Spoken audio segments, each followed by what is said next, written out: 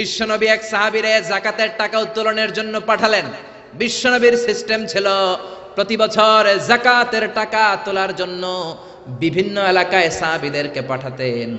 বিশ্বনবী বলতেন, সাহাবী যাও হিসাব করে কার কতটা খাসি, কার কতটা বকরি, কার কতটা উট, কার কয়টা কতটা খেজুর বাগান হিসেব করে সারা বছরের যাকাতের টাকা নিয়ে আসো। শুনতেছেন? আমার কথা বোঝা যায়? মনোযোগ আছে না গেছে? সাহাবীরে বললেন, যাও যাকাতের টাকা নিয়ে আস। বুখারীর বর্ণনা, সাহাবী যাকাতের টাকা নিয়ে আসলেন। এসে মদিনায় এসে বললেন, বিশ্বনবী হাযা লাকুম ওয়া হাযা উহদিয়া লি।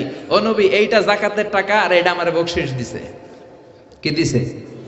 বিশ্বনবী এই কথা শোনার পরে বিশ্বনবীর চেহারাটা আগুনের গোলার মতো লাল হয়ে গেল। বিশ্বনবী বললেন, এই সাহাবীরে ঘরের মধ্যে বসে থাকতে বলো, দেখি তারে কে বকশিশ দেয়। এই সাহাবীরে মদিনাতে বসে থাকতে বলো, দেখি তারে কে বকশিশ দেয়। বিশ্বনবী বললেন, তুমি যেটা পেয়েছো বকশিশ নয়, এটা ঘুষ। এটা কি? আর রাশি ওয়াল মুরতাশি কিলাহুমা ফিন্নার। ঘুষ যে দেয়, ঘুষ যে নেয়, দুইটারে জাহান্নামে ঢুকাবে কে? ওরা এমনি এমনি তোমারে বকশিশ দেয় নাই, ঘুষ দেয় নাই। এই এলাকার লোকেরা তোমারে বকশিশ দিয়েছে, এর কারণ হলো যাকাতের হিসাব যেন তুমি কড়াকড়ি ভাবে না করো। কার কয়টা খেজুরের বাগান হিসেব করে যাকাত আনার সময় যাতে তুমি তাদেরকে একটু ছাড় দাও, একটু ঢিল দাও, সুবিধা দাও। ওদের বড় বড় ছাগলগুলা যেন যাকাতে না নিয়ে আসো, না দুষ্ণুদুষ উটগুলা যাতে নিয়ে না আসো, এই জন্য তোমারে খুশি করার জন্য ওরা ঘুষ দিয়েছে। জোরে কোন ঠিক কিনা? ইয়া আইয়ুহান নাস, ওহে মানুষেরা, হে মানব সকল, কুলু মিম্মা ফিল আরদি হালালান তাইয়্যিবা। আমি জমিনে তোমাদের জন্য যেটাকে হালাল করেছি ওইটা খাও। তাইয়্যিবা, পবিত্র জিনিস যেটাকে করেছি সেটা খাও, হারাম খেও না। কার কথা?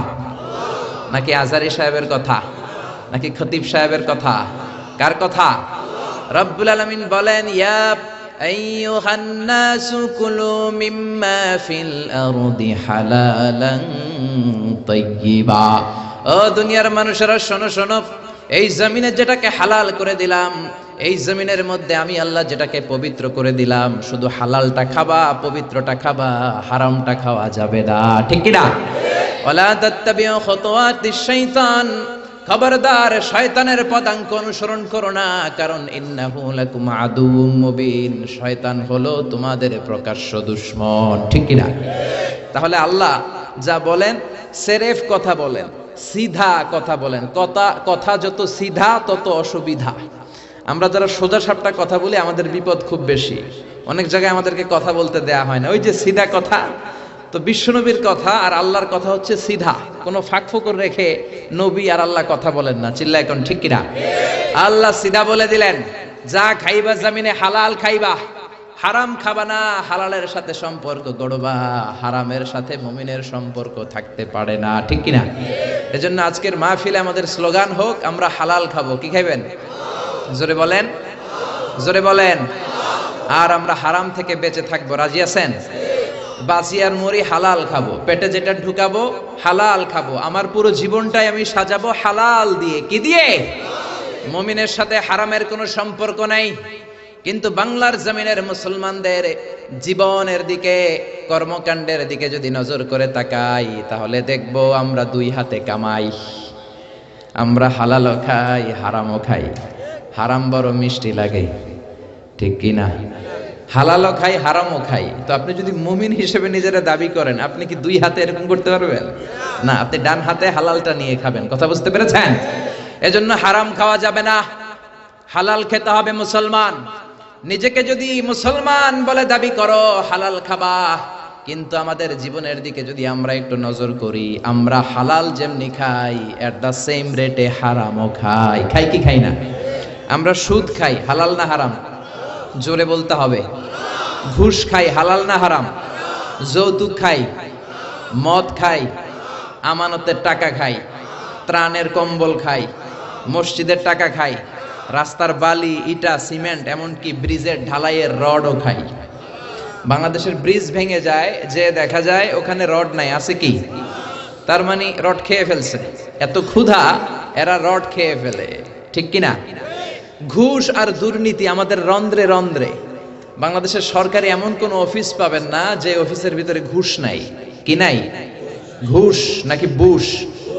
দোনোটাই নাপাক, ঘুষও নাপাক, ঘুষও নাপাক। এজন্য ঘুষ খাওয়া যাবে না, দুর্নীতি করা যাবে না। আমাদের প্রধানমন্ত্রী অনেক চেষ্টা করে যাচ্ছেন, উনি একটা কমিশন বানিয়েছেন, দুর্নীতি দমন কমিশন, কিন্তু কাজ হচ্ছে না, ঠিক কিনা? ওনার আব্বাজান বাংলাদেশের স্বাধীনতার স্থপতি বঙ্গবন্ধু শেখ মুজিবুর রহমান, আল্লাহ ওনার কবরটারে তুমি জান্নাতের বাগান বানাও, উনিও দুর্নীতির বিরুদ্ধে লড়াই করেছেন, কিন্তু উনি একা চেষ্টা করলে তো হবে না। বাংলাদেশের সব নেতাদেরও তো দুর্নীতি বিরোধী আন্দোলনে নামতে হবে, চিল্লা এখন ঠিক কিনা? এই স্বাধীনতার পর থেকে এই 2018 পর্যন্ত আমাদের দুর্নীতি বন্ধ হয় নাই, আমাদের ঘুষ কমে নাই, ঠিক কিনা? এজন্য বঙ্গবন্ধু খুব আফসোস করে বলেছিলেন, কোন দেশের নেতারা পায় তেলের খনি, কেউ পায় গ্যাসের খনি, কেউ পায় সোনার খনি, আমি পাইছি চোরের খনি, ঠিক কিনা? 1973 সাল, স্বাধীনতার 2 বছর পরের ঘটনা, বাংলাদেশে হাড় কাঁপানো শীত। বঙ্গবন্ধু আহ্বান জানালেন, আমার উত্তরবঙ্গের বুড়া লোকগুলো মরে যায়, গোটা বিশ্ব থেকে আপনারা ত্রাণের কম্বল পাঠান। আসতে শুরু করলো কম্বল, এক এক প্লেন আসে, কার্গো প্লেন কম্বল নিয়ে, 7.5 কোটি কম্বল আসলো। বঙ্গবন্ধু আফসোস করে বললেন, 7.5 কোটি বাঙালি, 7.5 কোটি কম্বল, আমার কম্বল কই? উনি নিজেই কম্বল পায় নাই। ও মিয়া, উনি চেষ্টা করেছেন, কিন্তু ওনার অনুসারীরা অনেকে এই দুর্নীতির রাজা, চিল্লা এখন ঠিক কিনা? আফসোসের সাথে বলতে হয়, অর্থমন্ত্রী বলেছেন 1,500 কোটি টাকা কোনো টাকাই না। আবার আমাদের প্রিয় অর্থমন্ত্রী ঘুষকে একটা নতুন নামে অভিহিত করেছেন, উনি বলেছেন এটা স্পিড মানি। কি মানি? কয় ঘুষ খাইলে কাজের স্পিড বাড়ে। আবার শিক্ষামন্ত্রীও কম যান না, উনি গত মাসে বললেন ঘুষ খাইয়েন, তবে সহনীয় মাত্রায় খাইয়েন। ও মিয়া, মানুষ পাগল হইলে বান্ধে রশি দিয়া, রশি পাগল হইলে বানবেন কি দিয়া? সর্ষে দিয়ে তারায় ভূত, এখন সর্ষের ভিতরে ঢুকছে ভূত, চিল্লা এখন ঠিক কিনা? बर्बाद गुलिस्तान के लिए एक ही उल्लू काफी है, गुलिस्तान की हार शाख में उल्लू बैठे हैं, फिर अंजाम में गुलिस्ता क्या हो गया। ফুলের বাগান নাকি তছনছ করে দেওয়ার জন্য একটা হুতুম পেঁচাই এনাফ। এখন হুতুম পেঁচা বসে আছে গাছে গাছে, ডালে ডালে, শাখায় শাখায়। ফুল বাগানের নসিবে কি আছে আল্লাহই জানে। 1971 সালের 9 মাস রক্তক্ষয়ী যুদ্ধের মাধ্যমে বাংলাদেশ নামক এক ফুল বাগান আল্লাহ আমাদেরকে দিয়েছে, কিন্তু এই দুর্নীতির কারণে এই ফুল বাগানকে আজও আমরা মনের মতো করে সাজাতে পারি নাই, চিল্লায়া বলেন ঠিক কিনা? এজন্য দুর্নীতি করা যাবে না, ঘুষ খাওয়া যাবে না। এই ঘুষ যতদিন বন্ধ না হবে, বাংলার জমিনে সিডর পাঠাবে কে? ভূমিকম্প পাঠাবে কে? মহামারী পাঠাবে কে? এদেশের 17 কোটি মানুষের প্রধানমন্ত্রী, আমাদের প্রিয় প্রধানমন্ত্রী জননেত্রী শেখ হাসিনাকে এই দুর্নীতি দমনের ব্যাপারে আল্লাহ আরো কঠোর হওয়ার তৌফিক দান করুক। দেশটাকে রহমত দিয়ে আল্লাহ ভরে দেখ, জোরে পড়ে না আমিন। এজন্য রাব্বুল আলামিন বলেন, ইয়া আইয়ুহান নাসু কুলু মিম্মা ফিল আরদি হালালান তাইয়্যিবা। ও দুনিয়ার মানুষেরা, তোমরা জমিনের মধ্যে যেটা হালাল করে দিলাম, হালালটা খাইবা, হারামটা খাওয়া যাবে না। কার কথা? আর জোরে বলেন। এজন্য আমরা হালাল খাবো, কি খাবো? হারাম খাবো না। রাজি আছেন? সবাই রাজি? ইসলামী শরিয়া এই হালাল হারামের ব্যাপারে আমাদেরকে অনেকগুলো মূলনীতি শিখিয়েছে। অনেক রাত, এত লম্বা কথা তো বলা যাবে না, দুই একটা কথা শেয়ার করব, পড়েন ইনশাআল্লাহ। ইসলাম বলে আল আসলু ফিল আশিয়াই আল ইবাহা, পৃথিবীতে যত জিনিস আছে বেসিক্যালি ইটস হালাল। আসলে সবকিছু হালাল, কিন্তু হারাম করতে হলে আপনার দলিল দেয়া লাগবে। কোন জিনিস হালাল সাব্যস্ত করতে হলে দলিল দেয়া লাগে না, কিন্তু হারাম সাব্যস্ত করতে হলে দলিল দেয়া লাগে। চিল্লা এখন ঠিক কিনা? এক শ্রেণীর লোক আছে সব জায়গায় খুঁতখুঁতে স্বভাব, খালি হারাম হারাম ফতুয়া দেয়, আছে না নাই? বিশ্বনবী এদেরকে বললেন মুতানাত্তিউন। বিশ্বনবী বললেন হালাকাল মুতানাত্তিউন, যারা মুতানাত্তিউন তাদের ধ্বংস। সাহাবারা বললেন, ও নবী মুতানাত্তিউন কারা? বিশ্বনবী বললেন, হালাল জিনিসকে যারা হারাম বলে ফতুয়া দেয় তারাই হলো মুতানাত্তিউন। হালাল জিনিসকে হারাম বলে ফতুয়া দেয় এরকম কিছু লোক আছে না নাই? এই দেশের কিছু মাওলানারা একটা সময় বলতো ইংরেজি শিক্ষা হারাম, জানেন? এখন তারাই ইংরেজি শিখে, ঠিক কিনা? তারা বলতো রাজনীতি করা হারাম, এখন নিজেরাই রাজনীতি করে, আছে না নাই? তারা ফতুয়া দিত টেলিভিশনে ইসলামী আলোচনা করা হারাম, এখন নিজেরাই আলোচনা করে, আছে না নাই? আবার কেউ কেউ ফতুয়া দিত মহাসড়ক অবরুদ্ধ করে, জনদুর্ভোগ তৈরি করে আন্দোলন করা হারাম, কিন্তু এই বছর দিল্লির এক মুরব্বীরে আটকানোর জন্য তারা নিজেরাই আন্দোলন করেছে। জোরে কোন ঠিক কিনা? এই ভাইদেরকে আমি খুব ভালোবাসি, কিন্তু না বুঝে এক সময় হারাম ফতুয়া দিছে, এখন নিজেরাই এই ফতুয়ার পেছে পড়ে গেছে। চিল্লা এখন ঠিক কিনা? এজন্য হারাম ফতোয়া দেওয়ার আগে 10 বার ভাববেন। আল্লাহ বলে কুল মান হারামা যিনাতাল্লাহিল্লাতী আখরাজা লিইবাদিহি ওয়াত তাইয়্যিবাতি মিনার রিজক।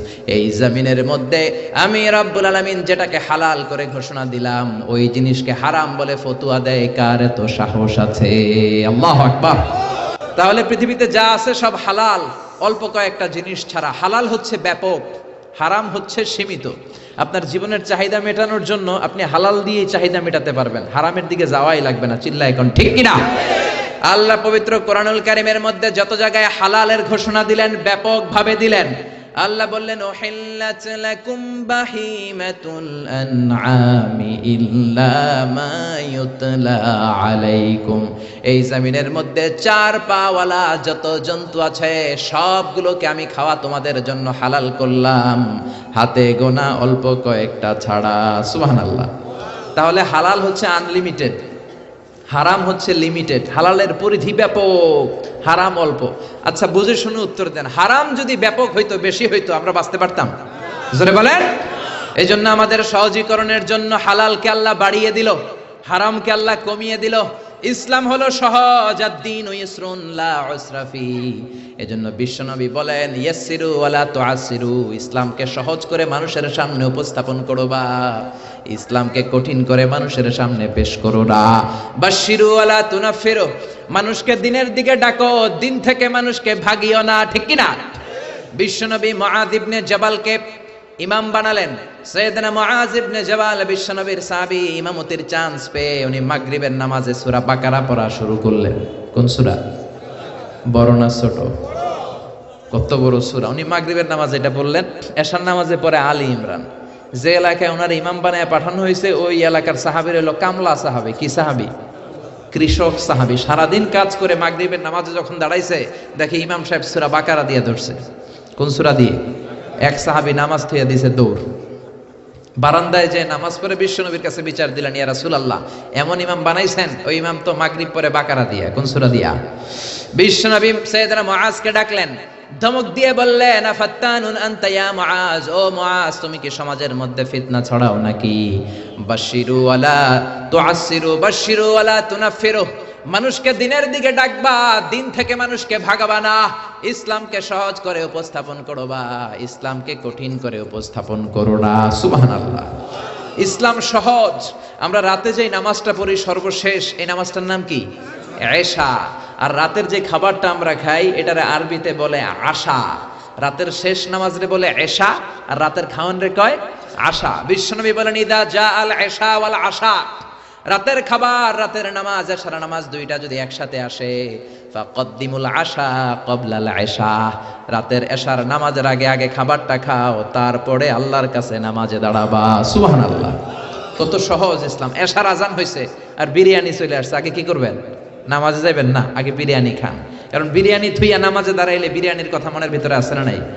নামাজে পড়বেন আর ভাববেন আমি কি মুরগির রান পাই না ঠ্যাং পাই, কেমনে বিরিয়ানি খামু? কত সুন্দর প্যাকেটটা আমার জন্য বসে আছে, নামাজের মধ্যে ভেজাল আছে রাডাই।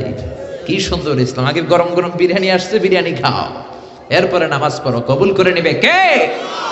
এজন্য আল্লাহ হালালের কথা যখন বললেন ব্যাপকভাবে বললেন উহিল্লা লাকুম সাইদুল বাহরি ওয়া তুআমুহু মাতাআন লাকুম ওয়া লিসাইয়ারা। আল্লাহ বললেন সাগরের মধ্যে যত প্রাণী আছে সব খাওয়া হালাল, অল্প কয়েকটা ছাড়া। সুবহানাল্লাহ। তার মানে হালালের ঘোষণা যখন আল্লাহ দিচ্ছেন, আল্লাহ বলতেছেন সব হালাল, সব। আর হারাম যখন ঘোষণা আল্লাহ দেয়, গনে গনে দেয়।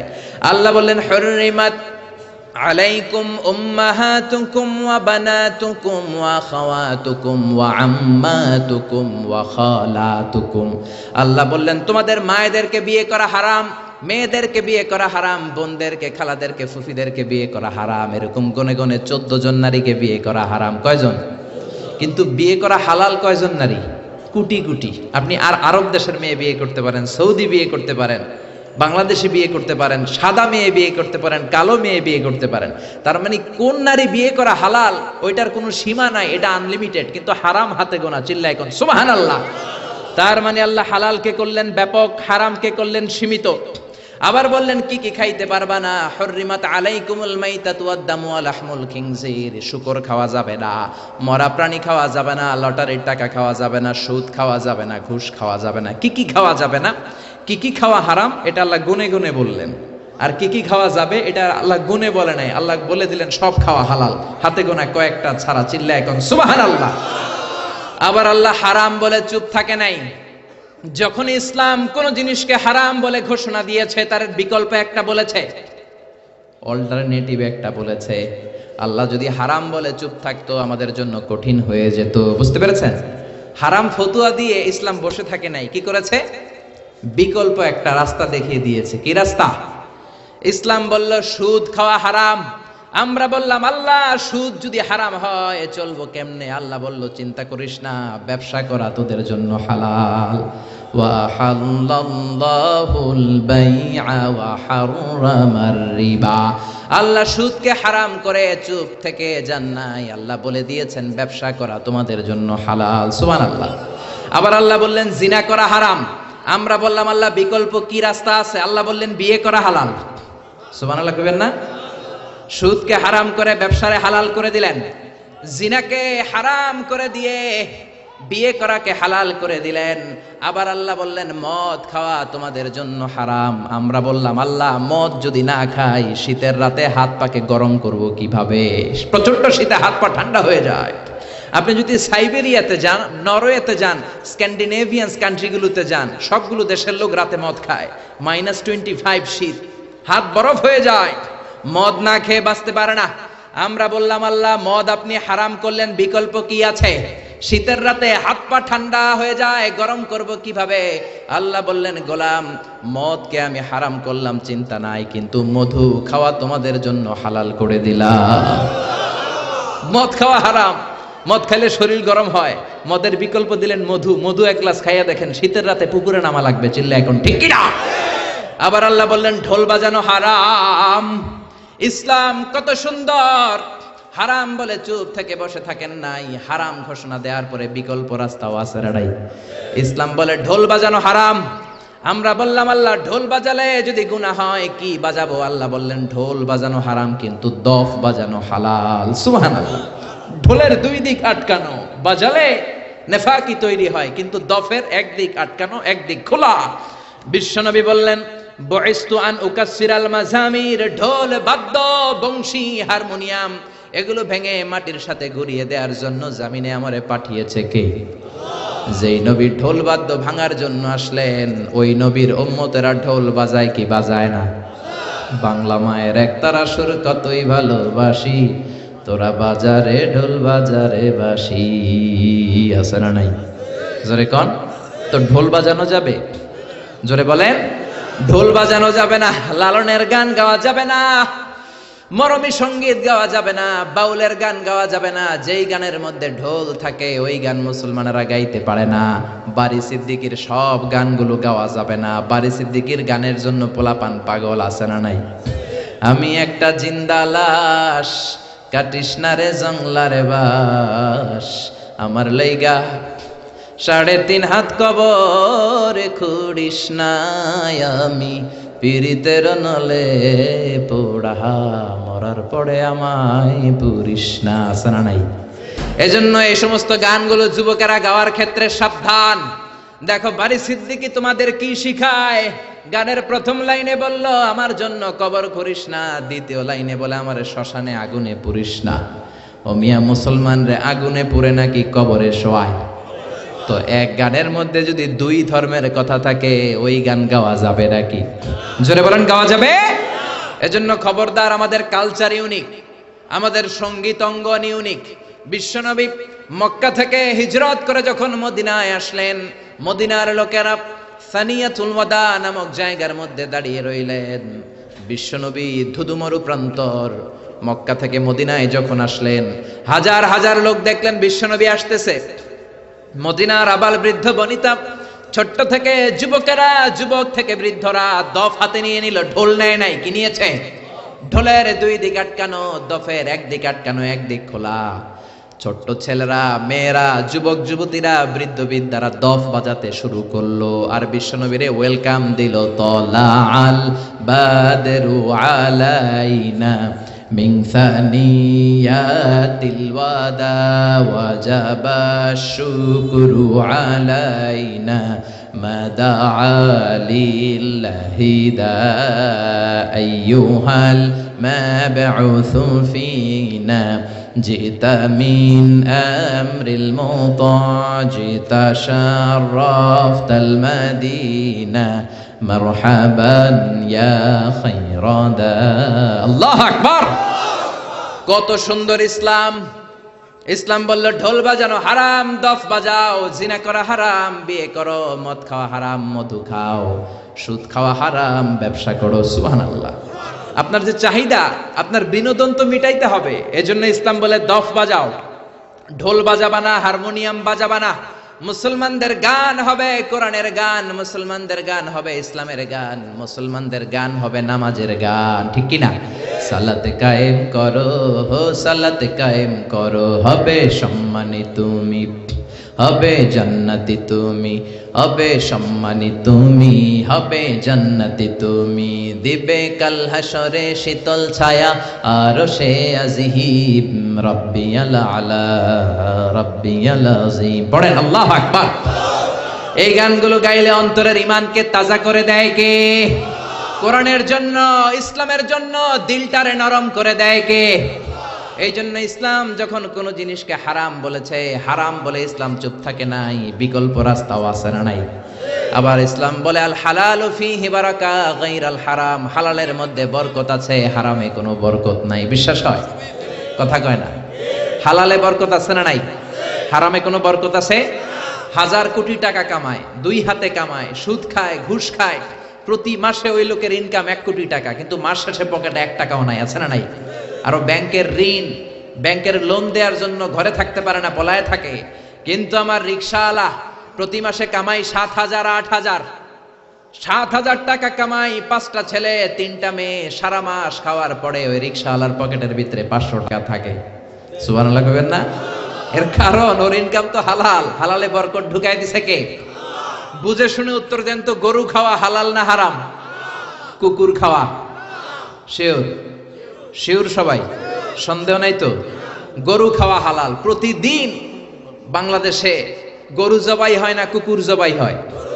কসাইরা গরু জবাই করে। আজকেও তো আপনারা পীর সাহেব হুজুরের জন্য এখানে তাবারুকের জন্য গরু জবাই করে আনছেন না? কোত্থেকে যেন? বরুড়া থেকে। মাশাআল্লাহ। তো কত গরু জবাই হয় প্রতিদিন। মুসলমানের অনুষ্ঠান, বার্থডে পার্টি, বিয়ের অনুষ্ঠান, পিকনিক হয়, কত অনুষ্ঠানে গরু জবাই হয়। তারপরে কোরবানির ঈদ আসলে গরু জবাই আছে না নাই? আবার রমজানের ঈদেও গরুর গোশত আছে না নাই? এত গরু কুরবানির ঈদে জবাই হয়, বাংলাদেশের গরু দিয়ে কাবার হয় না, ইন্ডিয়া থেকে আনা লাগে, ঠিক কিনা? আর কুকুর কি জবাই হয়? কথা বলেন। আচ্ছা, গরু বছরে বাচ্চা দেয় কয়টা? একটা। কুকুর দেয় কয়টা? 6টা 7টা 8টা। জন্ম নিয়ন্ত্রণ নাই তো, দেদারসে দেয়, কোনো সমস্যা নাই, ঠিক কিনা? তার মানে গরু আমরা খাই বেশি, কুকুর খাই না। গরু বাচ্চা দেয় একটা, কুকুর বাচ্চা দেয় 8টা 10টা। তারপরেও বাংলার জমিনে গরু বেশি নাকি কুকুর বেশি? জোরে বলেন। এত খাইলেন, এত জবাই করলেন, বাচ্চাও দিল কম, গরু বেশি কেন? কারণ গরু হালাল, হালালে বরকত ঢুকাইয়া দিছে কে? এজন্য হালাল খেতে হবে, হারামের সাথে মুসলমানদের কোনো সম্পর্ক। অল্প খাবেন, অল্প পড়বেন। রিকশাওয়ালা, কুলিওয়ালা, ঠেলাওয়ালা, দিন মজুররা হালাল খায়, ওদের কামাইয়ের ভেতরে বরকত আছে না নাই? রিকশাওয়ালার কোনো রোগ নাই, কিন্তু ডান হাতে বাম হাতে যারা কামায় রোগ আছে না নাই? টেনশন আছে না নাই? কিচ্ছু খাইতে পারে না, গরু খাইতে পারে না, খাসি খাইতে পারে না, চিংড়ি খাইতে পারে না। ডাক্তারে কয় আপনি ঘাস খাইবেন। কি খাইবেন? ছাগলেও খায়, আপনিও খায়েন। কি খাইবে? কোটিপতিরা ভেজিটেবল খাওয়া লাগে, গরু খাইলেই অসুস্থ হয়ে যায়, ডায়াবেটিক্স, আলসারে পড়ে যায়, আছে না নাই?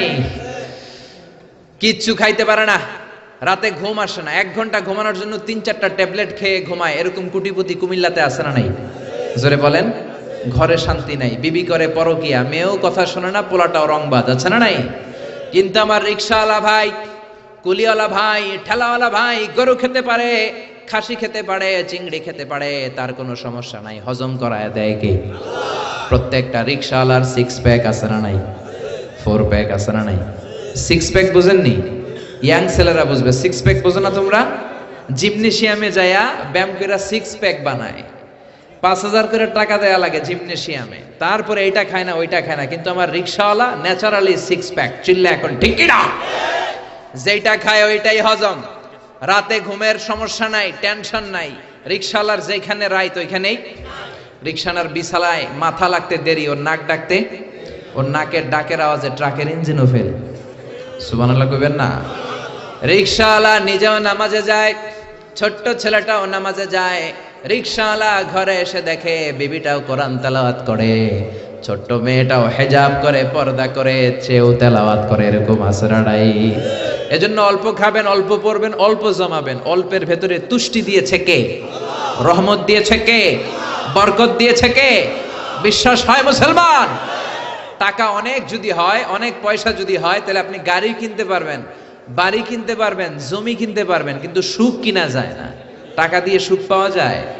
টাকা বেশি হলে খাট কিনা যায়, বালিশ কিনা যায়, তোষক কিনা যায়, কিন্তু ঘুম কিনা যায় না। ঘুম কিনা যায়? আপনি কুমিল্লা টাওয়ারে সবচেয়ে বড় যে ডাক্তার, ওই ডাক্তারের কাছে যেয়ে বলেন, ডাক্তার সাহেব আমার 5,000 টাকার ঘুম দেন। কি দেন? ডাক্তার কে দূর মিয়া, আমারই ঘুমে ধরে না, তোমারই কি ঘুম দিব? তার মানে আল হালাল ফিহি বারাকা গায়রাল হারাম। হালালের ভেতরে বরকত আছে, হারামে বরকত নাই। হালালের ভেতরে বরকত ঢুকিয়ে দিয়েছে কে? এরপরে ইসলাম বলে মুকদ্দামাতুল হারামে হারাম, হারামের শুরুটাও হারাম। আপনি যেই কাজ করলে হারামের দিকে যেতে পারেন, যাওয়ার সম্ভাবনা আছে, ওইটাকেও হারাম করছে কে? কথা বলেন। কোন সুন্দরী নারীর দিকে তাকানো মূলত হারাম নয়, কিন্তু তাকালে যেহেতু আপনার খারাপ দিকে যাওয়ার সম্ভাবনা আছে, জিনা হওয়ার সম্ভাবনা আছে, এই জন্য ওইটার হারাম করছে কে? আন্নাদার সাহামুন মাসমুমিন সিহামি ইবলিস। বিশ্বনবী বলেন নজরটা বড় খারাপ জিনিস, এই নজরটারে সামলাও, নজরটার লাগাম তুমি টেনে ধরো। এই নজর হলো শয়তানের বিষ মাখানো তীরবানের একটা ভয়ঙ্কর তীর। এই নজর দিয়া শয়তান যুবক যুবতীদেরকে কাবু করে ফেলে, ঠিক কি না? এজন্য আল্লাহ বলেন কুল্লিল মুমিনিনা ইয়াগুদ্দু মিন আবসারিহিম ওয়া ইয়াহফাযু ফুরুজাহুম। ও নবী, আমার বান্দাদের বলে দেন তারা যেন তাদের চোখ নামায়, তারা যেন তাদের দৃষ্টিটারে হেফাজত করে। কার কথা? জোরে বলেন, কার কথা? বিশ্বনবী তার মেয়ের জামাইরে বললেন, ও আলিফ লা তুতবি'ন নাযরাতান নাযরা, এক নজর ভুল করে যদি কোনো নারীর চেহারার দিকে পড়ে যায়, খবরদার দ্বিতীয় নজর দিবা না। ফা ইন্না লাকাল উলা ওয়া লাইসাত লাকাল আখিরা, কারণ প্রথম নজর তোমার জন্য ক্ষমা, দ্বিতীয় নজর তোমার জন্য গুনাহ। আছে না নাই? রাস্তা দিয়ে হাঁটতেছেন কুমিল্লা শহর, একটা সুন্দরী মেয়ের দিকে চোখ পড়তে পারে, আপনি কি করবেন? তাকায় থাকবেন না। কোরআন বলে lower your gauge, lower your eyesight, চোখ নামাও, তোমার মাফ করে দিবে কে? তার মানে প্রথম নজর ক্ষমা, কিন্তু মজা নেওয়ার জন্য আবার যদি নজর দেন, আবার যদি তাকান, গুনাহ ছাড়া নাই। প্রথম নজরে ক্ষমা, দ্বিতীয় নজরে গুনাহ। এজন্য অনেকে কৌশল করে বলে প্রথম নজরে যেহেতু ক্ষমা, তাইলে এক নজরে আধা ঘন্টা চাইয়া থাকু, বড় বড় চোখ কইরা। আছে না নাই? তাকানো যাবে? আপনি যদি কৌশল করেন, আল্লাহর কৌশল জানা আছে না নাই? এজন্য নজরটাকে ইসলাম ব্লক করে দিয়েছে, কারণ চোখে চোখেও কথা আছে না নাই? কথা বোঝেন না বোধহয়। চোখে চোখেও কথা বলা যায়, মনে মনেও ভালোবাসা হয়। আমরা যখন ছোট্ট, আমরা খবর দেখার সময় কেয়ালিফ জেল একটা অ্যাড দেখতাম, চোখে চোখে ভালোবাসা কেয়ালিফ জেল, মনে মনে ভালোবাসা কেয়ালিফ জেল, এইগুলো দেখতাম। তো টিভিতে দেখাতো যে চোখে চোখে কথা হয়, মনে মনে ভালোবাসা হয়। তার মানে একটা মেয়ে একটা ছেলে শুরুতেই হারাম সম্পর্কে, জিনাতে, ব্যভিচারে জড়ায় না। প্রথমে নজর, প্রথমে কি? কথা বলো মুসলমান, প্রথমে কি? এজন্য ইসলাম বলে খবরদার, যেহেতু নজর তোমার জিনার দিকে নেবে, নজরটাও হারাম। প্রথমে একটা ছেলে একটা মেয়ের দিকে নজর দেয়, মেয়েটাও ছেলেটার দিকে নজর দেয়, তারপর মেয়েটা একটু মুচকি হাসি হাসে, ছেলেটাও হাসে, তারপরে ফ্রি মিক্সিং, তারপরে মোবাইল নাম্বার আদান প্রদান, তারপরে ফেসবুকে চ্যাটিং, তারপরে মেসেঞ্জারে কল। আছে না নাই? এরপরে লাভ লেটার বিতরণ, এরপরে আসে 14ই ফেব্রুয়ারি। কি আসে? কি আসে? বিশ্ব গজবের দিবস, ঠিক কিনা? চিল্লায় বলো মুসলমান, ঠিক কিনা? 14ই ফেব্রুয়ারি এটা মুসলমানদের পালনের কোনো বিষয় নয়। বাবা যারা এসেছেন খবরদার, মেয়েদেরকে ওই দিন বেরোতে দিবেন না। বড় ভাই যারা এসেছো কুমিল্লা শহরের, বোনদের আবদার শোনা যাবে না। বাসন্তী কালারের শাড়ি পরে বোনদেরকে 14ই ফেব্রুয়ারিতে বের হতে দেয়া যাবে না। আমার মাইকের আওয়াজ যে সমস্ত মায়েদের বোনদের কানে যায়, মায়েরা বোনেরা, 14ই ফেব্রুয়ারি তোমাদের অনুষ্ঠান নয়, এটা বিজাতি ইহুদি নাসারাদের কালচার আর প্রোগ্রাম। চিল্লা এখন ঠিক কিনা? ইসলামের আইন মেনে কথা না শুনে 14ই ফেব্রুয়ারিতে যদি বের হও, যদি নাচানাচি করো, উল্টাপাল্টা করো, উল্টাপাল্টা যদি খাও, হজম হবে না, বদ হজম হবে, কিছুদিন পরে বমি বমি ভাব হবে। কি হবে? বমি হবে। বোঝেন কথা? কথা বোঝা যায়? চট্টগ্রামে আমরা গেলে কই হতা বোঝা যান না বোঝা নজার? একখানা জোরে হনা বাজি সুবহানাল্লাহ, চিল্লায় পড়েন না সুবহানাল্লাহ। এজন্য ইসলাম বলে খবরদার, নজর দিলে যেহেতু নজর থেকে আস্তে আস্তে হাঁটি হাঁটি পা পা করে তুমি জিনার দিকে যাবা, নজরটারেও হারাম করে দিল কে?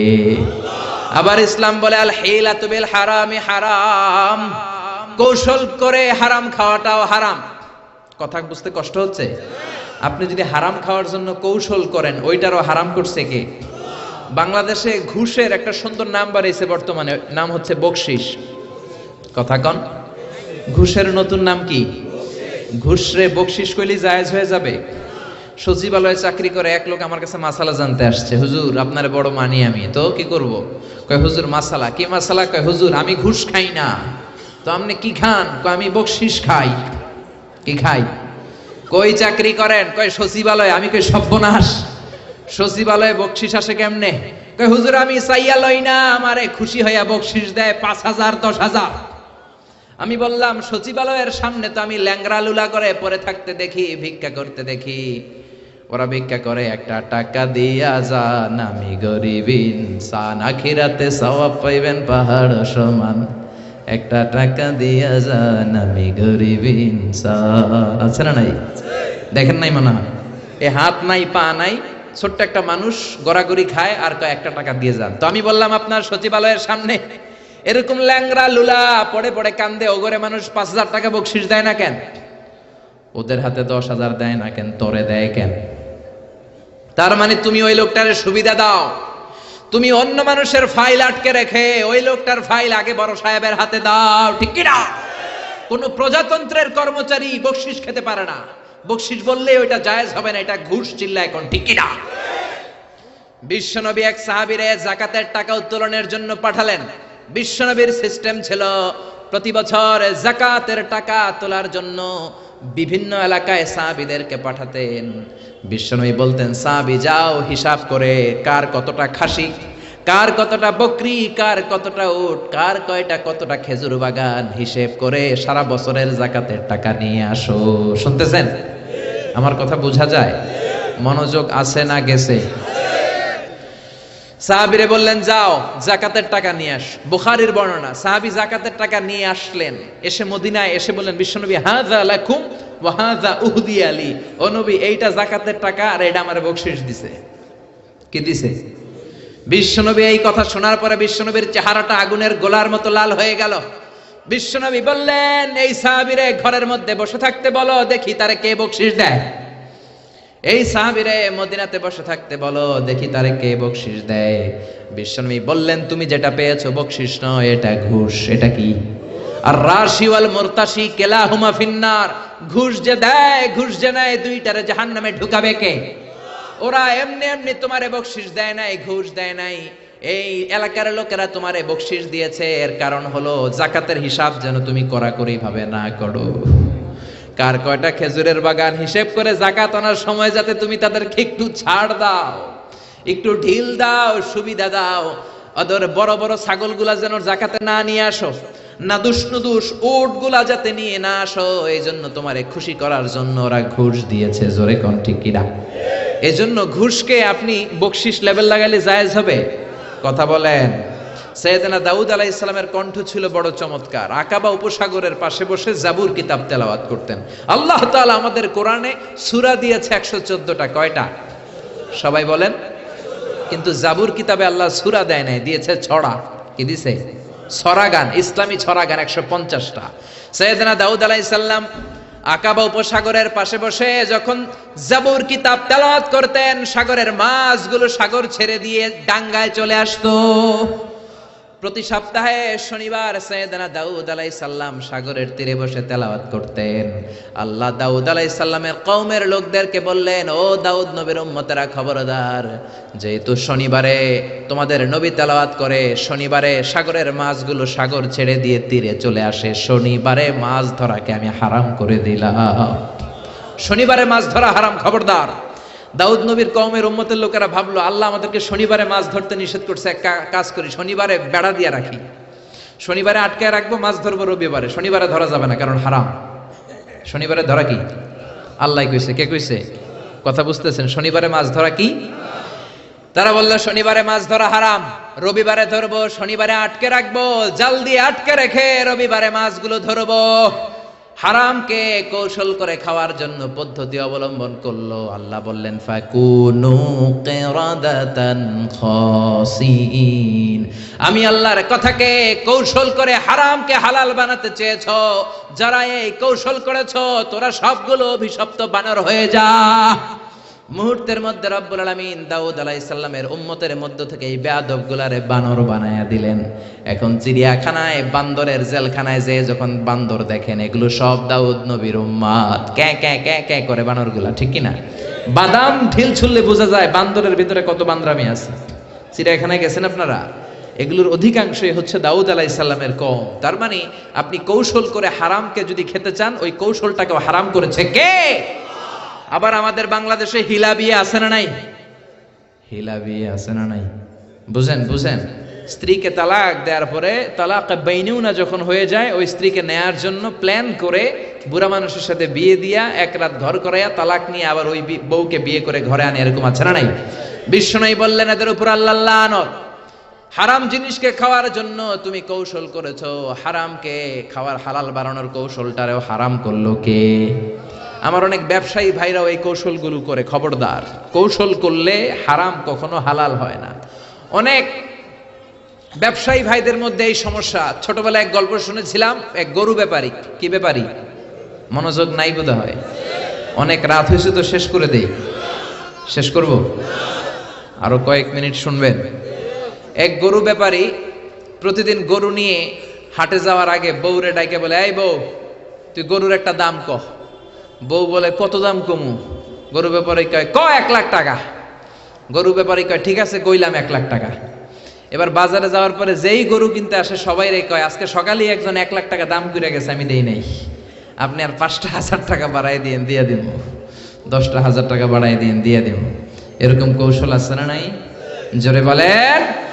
এজন্য হারাম খাওয়ার জন্য কৌশল করা কেউ হারাম করলো কে? আবার ইসলাম বলে, খবরদার, হালাল যদি না খাও তোমার ইবাদত কবুল হবে না। তোমার ইনকাম যদি হালাল না হয়, তোমার ইবাদত যেমনি কবুল হবে না, তোমার দোয়াও কবুল হবে না। কারণ ইন্নাল্লাহা তাইয়্যিব লা ইয়াকবালু ইল্লা তাইয়্যিবা, আমার আল্লাহ পবিত্র, পবিত্র ছাড়া কোনো জিনিস আল্লাহ কবুল করে না। আপনি হারাম টাকা দিয়ে মাদ্রাসা বানালেন, কবুল হবে নাকি? কথা বলেন তো। ফতোয়া তো আপনারাই দিতে পারেন, আমগো কি দরকার? হারাম টাকা দিয়ে মাদ্রাসা বানালে কবুল হবে? হারাম টাকা দিয়ে এতিমখানা বানালে, হারাম টাকা দিয়ে প্রতি বছর হজ করে নামের আগে আল হজ লাগালে কবুল হবে নাকি? জোরে বলেন, হবে? এক সাহাবী বেদুইন লোক, বুখারীর বর্ণনা, কাবার চারদিকে হাত তুলে বলে, ইয়া রব, ইয়া রব, মাফ করে দাও, মাফ করে দাও। অন্যান্য সাহাবীরা এই লোকের ইবাদত দেখে বিশ্ব নবীরে বললেন, ও নবী, এই লোকের চেয়ে বড় আল্লাহর ওলি মদিনার জমিনে, মক্কার জমিনে কেউ নাই। বিশ্ব নবী বললেন, কেন কেন? সাহাবীরা বললেন, দেখেন কেমনি হাত তুলে কাবার চারদিকে তাওয়াফ করে আর কাঁদে। বিশ্ব নবী বললেন, ওয়া মাতআমুহু হারাম, কাঁদলে কি লাভ? ও যা খায় হারাম খায়, যা পান করে হারাম পান করে। ওয়া মালবাসুহু হারাম, যেই ড্রেসটাও পরে হারাম টাকা দিয়ে পড়ে। ফা আন্না ইউস্তাজাবু লাহু, কেমন করে তার দোয়া আল্লাহর আরশে পৌঁছবে? এজন্য হারাম খেয়ে যদি আপনি দোয়া করেন, কবুল হবে না। হারাম খেয়ে ইবাদত করলে কবুল হবে না। অনেকে বলে, হুজুর, আল্লাহর কাছে চাইলাম, আল্লাহ আমারে দিল না। 3 বছর ধরে চাইলাম, কাবা ঘর ধরে আমি চাইছি, আল্লাহ দেয় নাই। এরকম অভিযোগ আল্লাহর বিরুদ্ধে আছে না নাই? চাইলেই হবে না, হালাল খাইতে হবে। ইনকাম যদি হালাল না হয়, ইনকাম যদি হারাম হয়, যত দোয়া করবেন, যত চোখের পানি ফেলবেন, কোনো লাভ হবে লা ইয়াদখুলুল জান্নাতা জাসাদুন গুযযিয়া বিহারাম, হারাম খেয়ে যেই দেহটারে আপনি বড় বানালেন ওই দেহটারে জাহান্নামে ঢুকাবে কে? ইসলামের জিহাদের ময়দানে সর্বপ্রথম যেই সাহাবীটা তীর মেরেছেন ওনার নাম সা'দ বিন আবি ওয়াক্কাস। বিশ্বনবীরে বললেন, ইয়া রাসূলুল্লাহ উদুল্লাহ আইয়াজআলানি মুস্তাজাবাদ দাওয়া, ও নবী আল্লাহর কাছে দোয়া করে দেন যাতে আল্লাহ আমারে মুস্তাজাবুদ দাওয়া বানিয়ে নেয়। মুস্তাজাবুদ দাওয়া মানে হলো যে লোক দোয়া করতে দেরি কবুল হতে দেরি হয় না। মুস্তাজাবুদ দাওয়া আরবিটা শিখে রাখেন, বলেন কি নাম? মুস্তাজাবুদ দাওয়া। পিছনের ভাইরাও বলো কি নাম? আরো জোরে সবাই বলেন মুস্তাজাবুদ দাওয়া, দোয়া করলেই কবুল। সাদ বিন আবি ওয়াক্কাস বললেন, নবী উদুল্লাহ আইয়াজআলানি মুস্তাজাবাদ দাওয়া, আপনি দোয়া করে দেন আল্লাহ যাতে আমারে মুস্তাজাবুদ দাওয়া বানায়, আমি দোয়া করলেই যেন কবুল হয়ে যায়। বিশ্বনবী বললেন, ও সাদ আতিবে মাতআমাকা তাকুন মুস্তাজাবাদ দাওয়া, যেই খাবার তুমি খাবা খাবারটা হালাল খাও, হালাল খাইলেই তুমি মুস্তাজাবুদ দাওয়া।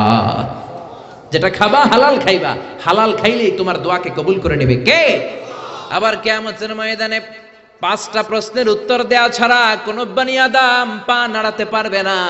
ওই 5টা প্রশ্নের মধ্যে থেকে একটা প্রশ্ন হলো আন মালিহি মিন আইনা ইকতাসাবা, কোন খাত থেকে কোন পন্থায় কোন সিস্টেমে সে সম্পদ উপার্জন করেছে, সম্পদের পাহাড় বানিয়েছে, তার সম্পদের ব্যাপারে তার জিজ্ঞেস করা হবে। এই সম্পদ কি হালাল পন্থায় আসলো নাকি হারাম পন্থায়, হালাল না হারাম, এটা জিজ্ঞেস করা হবে। যদি আপনি উত্তর দিতে না পারেন কিয়ামতের দিন আপনার পা নাড়ানো যাবে না। চিল্লায় বলেন ঠিক কি না? আবার ইসলাম বলে আল হালালু হালালুন আলাল জামি ওয়াল হারামু হারামুন আলাল জামি, যেটা হারাম এটা সবার জন্য হারাম করে দিল কে? যেটা হালাল সবার জন্য হালাল করে দিল কে? আপনাদের জন্য আমাদের জন্য মিথ্যা কথা বলা হালাল না হারাম? জোরে বলেন। তো কাবা ঘরের ইমাম শাইখ আব্দুর রহমান আস-সুদাইসির জন্য তো মিথ্যা কথা বলা হালাল, হ্যাঁ? বুঝে শুনে বলবেন। তার মানে মিথ্যা কথা আপনার জন্য হারাম, কাবা ঘরের ইমামের জন্য হারাম। আল হারামু হারামুন আলাল জামি, হারাম এটা সবার জন্য হারাম। গীবত করা আপনার জন্য হারাম, কিন্তু এই মসজিদের ইমাম সাহেবের জন্য হালাল না। আপনার জন্য যেটা হারাম ইমাম সাহেব হুজুরের জন্য সেটা হারাম। চুরি করা আপনার জন্য হারাম, বাইতুল মুকাররমের খতিব সাহেবের জন্য হালাল। জোরে বলেন। আল হারাম হারামুন আলাল জামি, যেটা হারাম এটা সবার জন্য হারাম। বুঝতে পেরেছেন? আবার যেটা হালাল সবার জন্য হালাল। শার্ট প্যান্ট পরা আপনার জন্য যেমনি হালাল ইমাম সাহেবের জন্য হালাল, ঠিক কিনা? এই তো অনেকের প্যাস লাগছে, আজারি সাহেব এটা কি কয়? আপনার জন্য যেটা হালাল ইমাম সাহেবের জন্য হালাল করে দিল কে? আপনারা না মানলে হবে কি? আল্লাহর কাছে তো হালাল। আপনাদের ইমাম সাহেব যদি প্যান্ট আর শার্ট পরে নামাজ পড়ায় ওই নামাজও কবুল, কিন্তু আলহামদুলিল্লাহ বাংলাদেশের কোনো ইমাম প্যান্ট শার্ট পরে না, তারা জুব্বা পরে, তারা পাঞ্জাবি পরে। কিন্তু আরব দেশে মিশরে অনেক খতিব আছে প্যান্ট আর শার্ট পরে এমন খুতবা দেয়, আমি আজহারি ওই খুতবা থেকে নোট করি। সুবহানাল্লাহ কইতে পারলেন না? 1 লক্ষ হাদিসের হাফেজ আহমদ উমর হাশেম, গালে কোনো দাড়ি নাই, প্যান্ট শার্ট পরে যখন আল আজহার ইউনিভার্সিটির কোনো গলির মধ্যে দিয়ে হাঁটে, সবাই ইউনিভার্সিটি ছেড়ে দিয়ে ওনার সাথে মুসাফা করার জন্য দৌড় দেয়। আমার একবার হাদিসের পরীক্ষা, অনার্সের 4th ইয়ার ফাইনাল, হঠাৎ দেখছি আহমদ উমর হাশেম আসছে। আমি পরীক্ষার হলে কাগজ থুইয়া দিছি দৌড়। আহমদ উমর হাশেমের হাতে একটা চুমু দেবো, চুমু দিয়েছি। এবার হলে তো আর আমার ম্যাজিস্ট্রেট ঢুকতে দেয় না, ঢুকতে পারবা না, অনুমতি না নিয়ে দিছো দৌড়। অনুমতি চাইতে গেলে আমি আর সুযোগটা পেতাম না। আমি বললাম আমি আল্লাহর জন্য আহমদ উমর হাশেমকে ভালোবাসি, আমারে ঢুকতে দাও। যখন এমন করে কথা বলেছি, বলল যাও মিজান তুমি বসে যাও, ঢুকো। আলহামদুলিল্লাহ কন। এজন্য শার্ট প্যান্ট আপনার জন্য যেমনি হালাল ইমাম সাহেবের জন্য হালাল, চুরি করা মিথ্যা বলা আপনার জন্য যেমনি হারাম ইমাম সাহেবের জন্য হারাম। কারণ ইসলামের আইন সবার জন্য সমান। চুরি যদি আপনি করেন আপনারও হাত কাটা হবে, প্রধানমন্ত্রীর ছেলে করলেও প্রধানমন্ত্রীর ছেলেরও হাত কাটা হবে। চিল্লা এখন ঠিক কিনা? السارق والسارقة فقطعوا أيديهما جزاء بما كسبا نكالا من الله والله عزيز حكيم. If anyone steal something very precious from the society, the Islamic government should cut down his right hand. কেউ যদি সমাজ থেকে কেউ কিছু চুরি করে দামি জিনিস, যদি ইসলামী খেলাফত থাকে, ওই খলিফার উচিত ওই চোরের হাতটাকে কোপ দিয়ে কেটে দেওয়া। চিল্লা এখন ঠিক কিনা? কথাটা কার কথা? জোরে বলেন কথাটা কার? তবে এই চোর যে কলা চুরি করে, আম চুরি করে, ওই চোর না। আমি প্রায়ই বলি এই চোরগুলোর লিস্ট ডাউন যখন করতে হবে, বড় বড় চোরগুলোর আগে হাত কাটতে হবে। যেই চোরগুলো 1000 কোটি টাকা এক কলমের সিগনেচার দিয়ে মেরে দেয়, পদ্মা সেতুর টাকা মেরে দেয়, দেশের টাকা মেরে দেয়, সুইজারল্যান্ডের সুইস ব্যাংকে কালো টাকার পাহাড় করে, আছে না নাই? ওইরকম একটা চোরকে যদি আমাদের প্রিয় জননেত্রী মাননীয় প্রধানমন্ত্রী শেখ হাসিনা একটা চোরকে ধরে যদি দুদকের আওতায় এনে বাইতুল মোকাররমে জুমার নামাজের পর লক্ষ মানুষ যখন বের হয়, সবগুলো টেলিভিশন চ্যানেল যদি এটাকে লাইভ প্রচার করে, সরাসরি সম্প্রচার, ওই বড় চোরটার হাত যদি কেটে দেয়, বাংলার জমিনে আর কোনো চোর খুঁজে পাওয়া যাবে? জোরে বলেন, পাওয়া যাবে? ইসলামের দৃষ্টিতে সবাই সমান। মদিনার জমিনে বনু মখজুমিয়া গোত্রের একটা নারী চুরিতে ধরা পড়লো। বনু মখজুমিয়া গোত্রের এই মেয়েটা অনেক বড় বংশের মেয়ে। বাংলাদেশে অনেক বংশীয় মেয়ে আছে না? যেমন চেয়ারম্যানের মেয়ে, এমপি মেয়ে, মন্ত্রীর মেয়ে, খান বংশের মেয়ে, সৈয়দ বাড়ির মাইয়া আছে না নাই?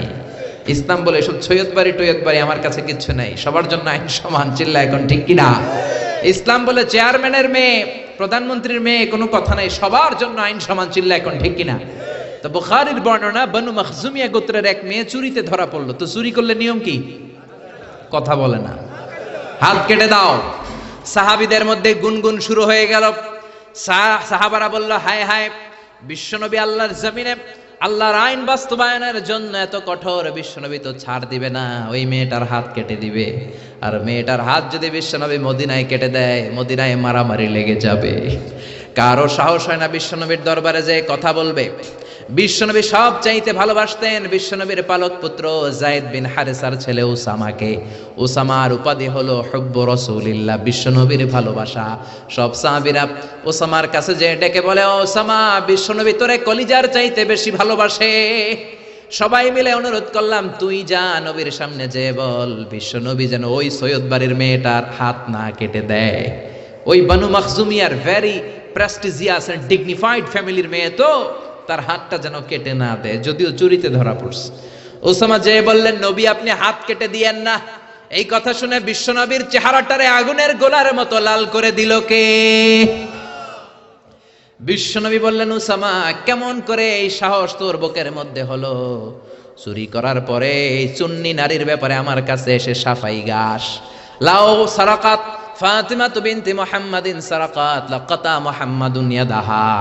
দুনিয়ার যে কোনো মেয়ে হোক, এমনকি আমার কলিজার টুকরা নয়নের পুটুলি জান্নাতের সরদারিনী খাতুনে জান্নাত ফাতেমাও যদি কোনো জিনিস চুরি করে, আমি বিশ্বনবী তলোয়ারটা দিয়ে ফাতেমার ডান হাত কেটে দিতে 1 মিনিটও দেরি করব না।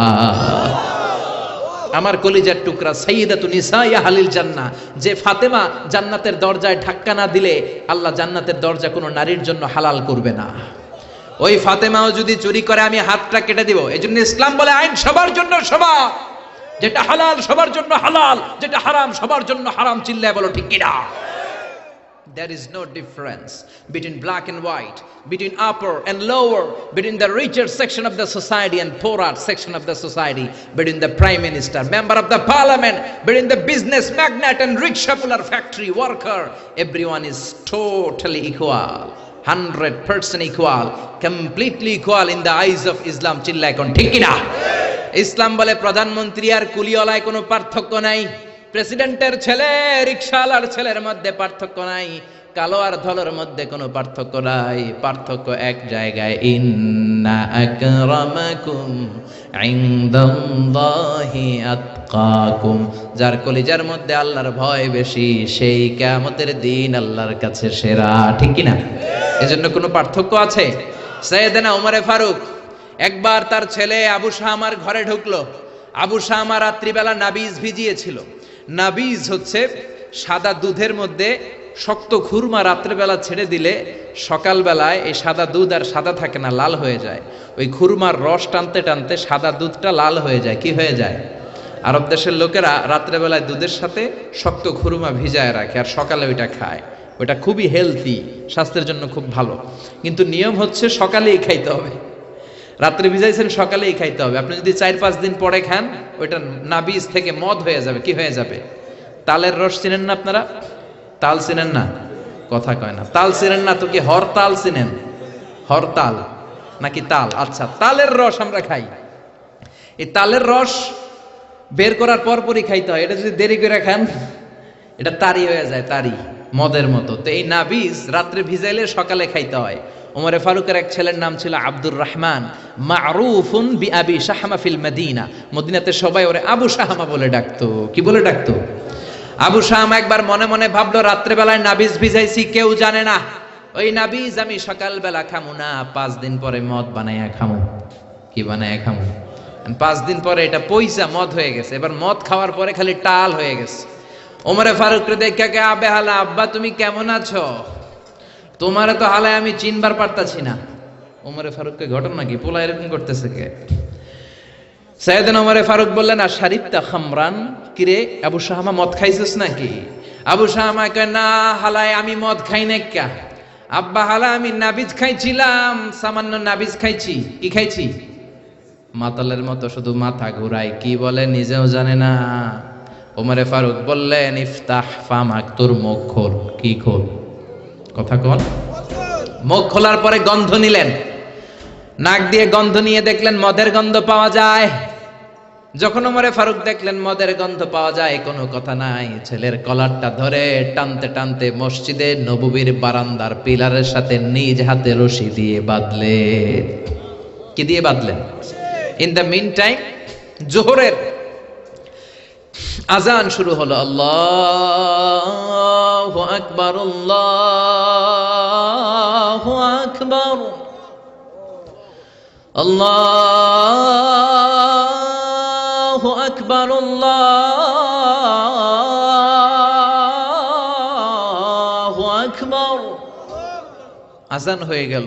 ওমরে ফারুক মসজিদে নববীর ইমাম চলে গেলেন ইমামের জায়গায়। হাজার হাজার মানুষ ওযু করে জোহরের নামাজের জন্য যখন ঢুকছে, সবাই দেখে তো অবাক, মসজিদে নববীর বারান্দার পিলারে প্রেসিডেন্টের ছেলে রশি দিয়ে বাঁধা। সুবহানাল্লাহ কবেন না? সবার মাথায় চিন্তা, ঘটনা কি? ওমর মদিনার প্রেসিডেন্ট, ওমরের ছেলের রশি দিয়ে কে বেঁধে রাখলো? সবাই সুন্নত পড়ার জন্য ভিতরে ঢুকলো। সুন্নত পড়ার পরে সাইয়েদনা বেলাল ইকামত দিলেন। আল্লাহু আকবার, আল্লাহু আকবার, আশহাদু আল্লা ইলাহা ইল্লাল্লাহ, আশহাদু আন্না মুহাম্মাদার রাসূলুল্লাহ, হাইয়া আলাস সালাতি হাইয়া আলাল ফালাহ, قد قامت الصلاة قد قامت الصلاة, الله أكبر الله أكبر لا إله إلا الله। পড়েন আল্লাহু আকবার। আজ মদিনায় এক বাক্যে একামত হয়। আমরা হানাফি মাযহাবের অনুসারে আমরা 2 বাক্যে একামত পড়ি। মদিনাতে মক্কায় আজও এই সিস্টেমে একামত হয়। জোহরের একামত হয়ে গেল। সাইয়েদনা ওমরে ফারুক নামাজের নিয়ত বেঁধে তাকবীর দিলেন, আল্লাহু আকবার। নামাজ পড়ালেন, সালাম ফিরালেন, ঘোষণা দিলেন মাকানাকুম বাদা সুন্নাহ, সবাই সুন্নতের পর মসজিদে নববীতে থাকবা। ইনদানা হাদ, আমাদের হাদ আছে। হাদ বা হুদুদ হচ্ছে কোরআনের দেয়া নিয়ম অনুযায়ী বিচার করা, বিচার আছে। সুন্নত নামাজ পড়ার পরে সব লোকগুলো বের হলো। সাইয়েদনা ওমর ফারুকও মসজিদে নববী থেকে বের হলেন। হাজার হাজার মানুষের মধ্যে গুনগুনানি শুরু হয়ে গেল। ঘটনা কি? ওমরের ছেলে পিলারের মধ্যে রশি দিয়ে বাঁধা কেন? ওমরে ফারুক বললেন গুনগুনানি বন্ধ করেন। আমার ছেলে শারিবা খামরান, নাবিজকে পচায় মদ বানায় মদ খাইছে।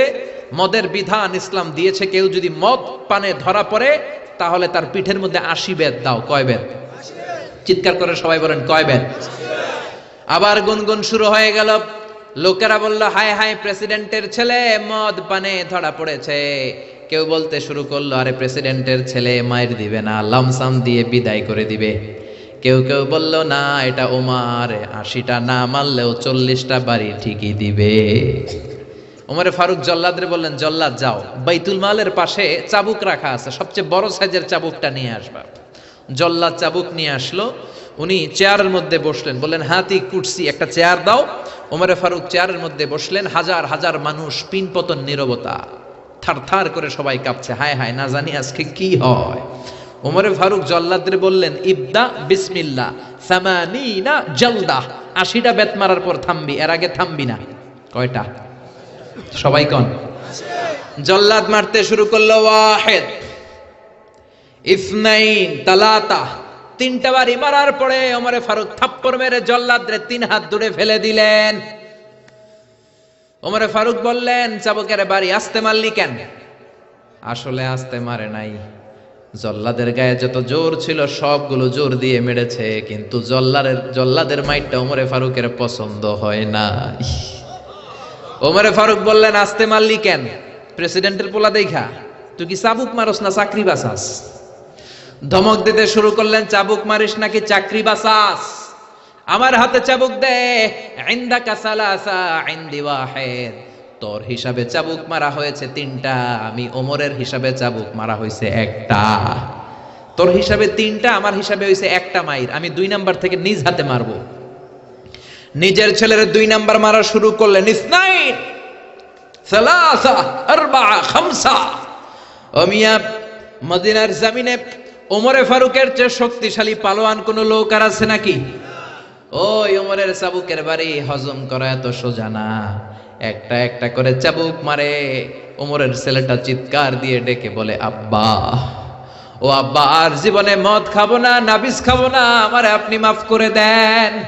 ওমরে ফারুকের অন্তরে কোনো দয়া জাগে না, কোনো মায়া জাগে না। একের পর এক নিজের কলিজার টুকরা সন্তান আবু শাহমারে চাবুক মারতে শুরু করলেন। একটা একটা চাবুক আবু শাহমার গায়ে লাগে, চামড়াটা ফেটে রক্তগুলো ছোপ ছোপ করে মসজিদে নববীর বারান্দার দেয়ালের মধ্যে লাগে। আশেপাশের লোকেরা থার থার করে কাঁপে। ওমরে ফারুক মারতে শুরু করলেন। মারতে মারতে 20টা মারার পরে ছেলে বেহুশ হয়ে যায়। ওমরে ফারুক বললেন, কুয়া থেকে পানি আন, ঠান্ডা পানি মাথায় ঢাল। বেয়াদবটার হুশ আবার ফেরার পরে আবার ওমরে ফারুক মারতে শুরু করলেন। 21টা মারলেন, 25টা মারলেন, আবার 30টা মারার পরে আবার ছেলে বেহুশ হয়ে যায়। আবু শাহ আমার আম্মা ওমরে ফারুকের বিবি আর সহ্য করতে পারে না, চিৎকার দিয়ে সাইয়েদনা ওমরে ফারুকের পা দুটি জড়িয়ে ধরে ডেকে বলে, ওমর, ওমর মদিনার খলিফা। আমি আবু শাহ আমার মা, রাষ্ট্রের খলিফা হওয়ার কারণে অল্প কিছু আটা তুমি পাইতা, ওই আটাগুলো দিয়ে রুটি বানায় দিতাম, নিজে কোনোদিন খাইতাম, কোনোদিন খাইতাম না। কোনোদিন কোনো আবদার তোমার কাছে করি নাই, কোনো কিছু আমি চাই নাই। আজকে একটা জিনিস আমি চাই, আমার কলিজার টুকরা ছেলেটারে তুমি এভাবে মেরো না রে উমার।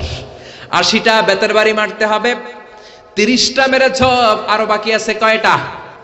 বাকি 50টা বেতের বাড়ি চাবুকের বাড়ির বিনিময়ে, এক একটা বাড়ির বিনিময়ে আমি এক একটা করে ওট আল্লাহর রাস্তায় সদকা করে দিব রে ওমর।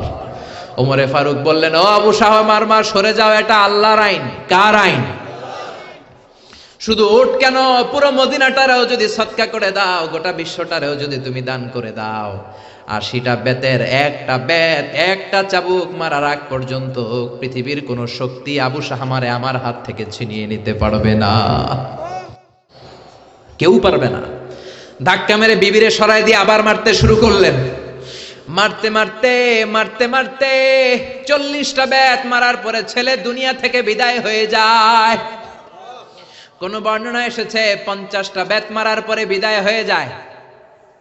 কলিজার টুকরা ছেলে আর দুনিয়ায় নাই। তখনও রাগে গড়গড় করছেন সাইয়েদনা ওমর। সাইয়েদনা ওমর বললেন, এই বেয়াদবটার দুনিয়াতে নাই, মরে গেছে, লাশ হয়ে গেছে, মারতে হবে 80টা। 50টা মারার পরে মরে গেছে, আরো বাকি রয়ে গেছে কয়টা? ওমরে ফারুক বললেন, বেয়াদবটারে গোসল দে, কাফন দে, জানাজা দে, কবর দে। নিজ হাতে কবর দিয়ে এবার কবরের উপরে 51 নাম্বার চাবুক মারতে শুরু করলেন। 52 নাম্বার চাবুক নিজ হাতে মারলেন, 53 মারলেন, 55টা মারলেন, 60টা মারলেন, 70টা মারলেন, 80টা বেত মারলেন। চাবুক মারতে মারতে ঘামতে ঘামতে অস্থির হয়ে 80টা চাবুক মারার পরে চাবুকটা ছেড়ে দিয়ে আল্লাহরে ডেকে বললেন, আল্লাহ, আমার ছেলেটারে তুমি মাফ করে দিও, আমার আবু শাহ আমারে তুমি মাফ করে দিও, আমারে তুমি মাফ করে দিও। 80টা বেত মারার কথা ছিল, 50টা মারার পরে দুনিয়া থেকে নাই। কবর দেওয়ার পরে বাকি 30টা মেরে 80টা চাবুকের বেত পূর্ণ করলাম। কোনো পার্সিয়ালিটি করি নাই, নিজের ছেলে হওয়ার কারণে আলাদা কোনো নিয়ম বানাই নাই। কিয়ামতের দিন সেই তোমার বিচারের ট্রাইব্যুনালে, তোমার সুপ্রিম কোর্টের কাঠগড়ায় জালিম বাদশাদের কাতারে তুমি আমারে দাঁড় করাতে পারবা না। আল্লাহু আকবার। জালিমদের কাতারে তুমি আমি উমরে দাঁড় করাতে পারবা না। নিজের ছেলেরাও ছাড় দেই নাই, সমান বিচার করেছি। ওই সমান বিচার বাংলাদেশে আছে নাকি? জোরে বলেন, ওই সমান বিচারের দরকার আছে না নাই? এক ওয়াক্ত নামাজ না পড়লে 5 বেত, সবার জন্য এই নিয়মের দরকার আছে না নাই? সৌদি আরবে এই নিয়ম সবার জন্য। এজন্য আজান দিলে সব লোক মসজিদে দৌড়ায়, ওযু না থাকলেও দৌড়ায়, কারণ বেতের বাড়ি থেকে পিঠ বাঁচাইতে হবে, ঠিক কিনা? প্রধান বক্তা যদি আলোচনা করার পরে প্রধান বক্তা নামাজ না পড়ে, প্রধান বক্তার পিঠে 5 বেত দেওয়ার দরকার আছে না নাই? চেয়ারম্যান যদি নামাজ না পড়ে, চেয়ারম্যানের পিঠে দেওয়ার দরকার আছে না নাই? প্রেসিডেন্ট যদি না পড়ে, দেওয়ার দরকার আছে না নাই? প্রধানমন্ত্রী না পড়লে? আমি কই নাই, আপনারা কইছেন। আমি কিন্তু কই নাই, আপনারা কইছেন। আমার কোনো দোষ নাই। নিয়ম তো এটাই, সবার জন্য এক নিয়ম। চিল্লায় বলেন ঠিক কিনা? এজন্য ইসলাম বলে আল হালালু হালালুন আলাল জামি, যেটা হালাল সবার জন্য হালাল, যেটা হারাম সবার জন্য হারাম। এজন্য বিশ্বনবী বলতেন আল্লাহুম্মা কফিনি বিহালালিকা আন হারামিক ওয়া আগনিনি বিফদলিকা আম্মান সিওয়াক। ও আল্লাহ, হারাম নয় হালালকে তুমি আমার জন্য যথেষ্ট বানাও, তোমার রহমতে অন্যের কাছে হাত পাতা থেকে আমাদেরকে বাঁচাও। পড়ে না আমিন? এজন্য সবাই হালাল খাইতে, হালাল ইনকাম করতে, হালাল দিয়ে জীবন সাজাইতে রাজি আছেন তো? হারামের সাথে আজ থেকে আমাদের কোনো সম্পর্ক নাই। চিল্লায় বলেন ঠিক কিনা? কিছু লোক আছে কিছু কিছু জিনিসের ক্ষেত্রে হালাল মানে, কিছু কিছু ক্ষেত্রে মানে না, আছে না নাই? আপনি কিছু লোককে শুকর রান্না করে নিয়ে বলবেন ভাই একটু শুকরের গোশত খান, খাবে? বলবে না হুজুর এটা হারাম। কুকুরের গোশত খান ভাই, না এটা হারাম। যেই লোক শুকরের গোশত খায় না হারাম জেনে, কুকুরের গোশত খায় না হারাম জেনে, ওই লোক দেদারসে সুদ খায়, ঘুষ খায়, যৌতুক খায়, অন্যের জমি মেরে খায়। সুদ খাওয়া যেমনি হারাম, ঘুষ খাওয়া হারাম, ঠিক কিনা? এই জন্য হারাম মানলে সবগুলোরে হারাম মানতে হবে। হালাল যখন খাবেন, জীবনের প্রতিটা অঙ্গন হালাল দিয়ে সাজানোর দরকার আছে না নাই? আপনি যেটা খাবেন এটা হালাল হতে হবে। ইউর ফুড শুড বি হালাল। আপনি যেই প্রাণী জবাই করে খাবেন, আল্লাহর নামে জবাই করবেন। আল্লাহর নাম ছাড়া অন্যের নামে জবাই করলে হালাল হবে? এজন্য বাজার করতে গেলে সাবধান। যারা জবাই করে হিন্দুর দোকান থেকে আবার কিনা যাবে না। মুসলমানও জবাই করলে বারবার বলবেন ভাই আল্লাহু আকবার বল। কি বল? কথা বলেন। এজন্য খবরদার, আল্লাহর নাম ছাড়া অন্য কারো নামে প্রাণী জবাই হলে খাওয়া যাবে। কিন্তু বাংলাদেশের অনেক ইসলামী বইয়ের মধ্যে লেখে আল্লাহর নামে এবং দেবদেবীর নামে যদি কোনো প্রাণী জবাই দেওয়া হয় ওইটা নাকি খাওয়া হালাল। এরকম কথা আছে না নাই? এই বই যে লেখছে ওর জন্য খাওয়া হালাল, আমাদের জন্য হালাল নয়। চিল্লা এখন ঠিক কিনা? আমেরিকাতে অনেক প্রাণীকে ইলেকট্রিক্যাল শক দিয়ে মেরে ফেলে। না, এগুলো এই প্রাণীগুলো খাওয়া যাবে না, কারণ ইলেকট্রিক্যাল শক দিয়ে পানি মেরে ফেললে এটা রক্তগুলো দেহে ঢুকে যায়। হুররিমাত আলাইকুমুল মাইতাতু ওয়াদ দাম, রক্ত খাওয়া তোমাদের জন্য হারাম করেছে কে? শুকরের চর্বি দিয়ে অনেক প্রোডাক্ট বাজারে পাওয়া যায়, খবরদার এগুলো বেছে শুনে খাইতে হবে। চিল্লা এখন ঠিক কিনা? তার মানে আপনার জন্য ইউর ফুড শুড বি হালাল, যেটা খাবেন এটা হালাল হতে হবে। তারপরে আপনার ফ্যাশন, আপনার কাপড় চোপড় এটাও হালাল হতে হবে, কারণ ঠিক কিনা? আমাদের অনেকে ফ্যাশন পছন্দ করে, ফ্যাশনেবল, ফ্যাশনে কোনো সমস্যা নাই, কিন্তু হালাল ফ্যাশন নেন। মেয়েরা যারা ফ্যাশন পছন্দ করে সমস্যা নাই, তুমি সুন্দর বোরকা পরবা, তোমার বোরকা হতে হবে ঢিলে ঢালা, টাইট ফিটিং বোরকা পরা যাবে না। টাইট ফিটিং বোরকা আছে না নাই? বিষ্ণু বলেছেন কাসিয়াতুন আরিয়াত মা ইলাতুন মুমিলাত, কিয়ামতের আগে বোরকাও পরবে, আবার দেহের সব অঙ্গ বোঝা যাবে। তার মানে এমন টাইট ফিটিং বোরকা দূর থেকে দেহের সব উঁচু নিচু ভাঁজগুলো টের পাওয়া যায়। এরকম আছে না নাই? আছি আমরা কোন জামানায়, লাজ শরম গেছে হারায়। আছি আমরা কোন জামানায়, লাজ শরম গেছে হারায়। পাতলা শাড়ির বাহার পাখি ড্রেস লেহেঙ্গা, পোশাক দেখে নারীর লাজে মরে যাই। হায় হায়, আছি আমরা কোন জামানায়, লাজ শরম গেছে হারায়। ঠিক কিনা? লাজ শরমের বালাই নাই। মশারি কি পাতলা, এর চেয়েও পাতলা কাপড় পরে মেয়েরা ঘুরে আসে না নাই? এই জন্য ভাইয়েরা, বড় ভাইয়েরা, বাবারা, মেয়ে কোনো আবদার করলে সব আবদার শোনা যাবে। মেয়ে যদি আবদার করে বাবা আমারে পাখি ড্রেস কিনা দাও, দেয়া যাবে? জোরে বলেন। যেই পোশাকে তার পুরো দেহ কভার হবে না, ওই পোশাক নারী পরতে পারবে না। আবার অনেক মেয়ে ব্রু প্লাক করে, আসে না নাই? ব্রু প্লাকের ফ্যাশনটা হারাম। অনেক মেয়ে আলগা চুল লাগায় মাথায়, আসে না নাই? এটা ধোকাবাজি। অনেক পুরুষও আলগা চুল লাগায়, আপনারা জানেন? এটারে বাংলায় বলে পরচুলা। কি বলে? আবার দাড়িতে কলপ দেয়, এটাও ঠিক না। যদি আপনার বয়স কম, অনেক সময় 8 বছরের 10 বছরের ছেলে রোগের কারণে চুল পেকে যায়, ও কালি দিতে পারবে, কিন্তু বয়স্ক মানুষ কালি দেয়া ঠিক না। চিল্লা এখন ঠিক কিনা? আবার অনেকে মাথার মধ্যে পরচুলা লাগায়, আলগা চুল লাগায়, বিয়ের আগে পরচুলা লাগায় বিয়ের পিড়িতে বসে, সবাই দেখে সুন্দর, বিয়ের পরে দেখে মাথায় চুল নাই, আছে না নাই? এরকম ঘটনাও ঘটে। এক ছেলে মাথার মধ্যে চুল লাগাইছে আমির খানের চুল। কার চুল? নিজে হইল কালা চান, চুল লাগাইছে আমির খান। তা আমির খানের চুল লাগানোর পরে সবাই পছন্দ করছে, মেয়েও পছন্দ করছে, শ্বশুর শাশুড়ি পছন্দ করছে, বিয়ে হয়ে গেছে। এবার বাসর রাতের পালা। তো ঘরে ঢুকার পরে হাজবেন্ডে দেখে বউ দেখে দিছে দৌড়। হাজবেন্ড বলে, দৌড়াও কেন? তুমি তো আমার কৈতুরি টুনটুনি পরাণের পরাণ। বউ কয়, তুমি তো আমার জামাই না, আগে ছিল একরকম এখন আর এক রকম। তুমি আমার জামাই হইলে তোমার সাদে মাল কই, মানে সাদে চুল কই? বিয়ের আগে মাথা ভর্তি চুল দেখলাম, আমির খানের স্টাইল দেখলাম, এখন বাসর ঘরে দেখি তোমারে অন্য পুরুষ দেখা যায়। এরকম আছে না নাই? আপনি যদি ধোকা দেন, কিয়ামতের দিন ধোকাবাজদের সাথে আপনাকে হাসর করায় দিবে কে? বিশ্বনবী গমের বাজার পরিদর্শন করলেন, মদিনাতে গমের স্তূপ দেখলেন, শুকনা গম। শুকনা গমের ভিতরে ডান হাত ঢুকায় দিয়ে বিশ্বনবী ভিতরে দেখলেন ভিজা গম। এরকম ব্যবসায়ী আছে না নাই? উপরে শুকনা দিয়ে সাজায়, ভিতরে ভিজা, উপরে ফিটফাট, ভিতরে উপর মে পাক সাফ, ভিতর মে খালাত মালাত, আচ্ছা না নাই? বিশ্বনবী বললেন, মান গাশশানা ফালাইসা মিন্না, the person who deceives us is not among us. যে আমাদেরকে ধোঁকা দেয় সে আমার উম্মত নয়। চিল্লা এখন ঠিক কি না? এজন্য আপনার ফ্যাশন হতে হবে হালাল ফ্যাশন। অনেক ছেলেরা ঈদ আসলে সিল্কের পাঞ্জাবি পরে, আসে না নাই? আমার যুবক ভাইয়েরা, সিল্কের পাঞ্জাবি, এই ফ্যাশনটা তোমাদের জন্য হারাম। যুবকরা হাতে স্বর্ণের আংটি পরে, গলায় চেইন পরে, মেড অফ গোল্ড, স্বর্ণ দিয়ে বানানো যে কোনো জিনিস ইউজ করা, তারপরে সিল্কের কোনো জামা পরা ছেলেদের জন্য হারাম করেছে কে?